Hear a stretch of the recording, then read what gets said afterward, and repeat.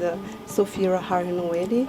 I'm a police officer, meaning to say that I work for the Ministry of Public Security, more specifically in the Regional Direction of Public Security in Antsirabe, where I'm in charge of Chief of Cabinet. Meaning to say that I'm responsible of the establishing the strategies and techniques to maintain security in our local area.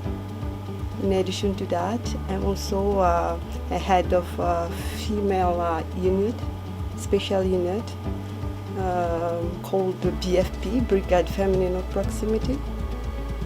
We have like 40 female police officers, and our work is based on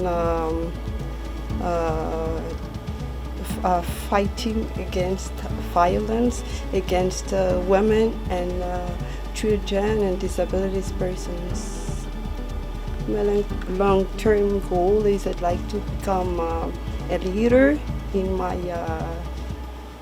my sector, because women is in the police service has difficulty to get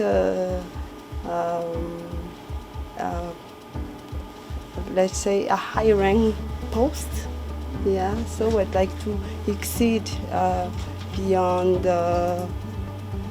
police women assignments to get more effective techniques and strategies, especially about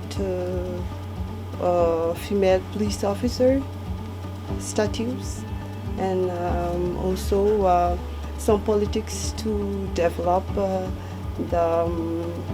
let's say how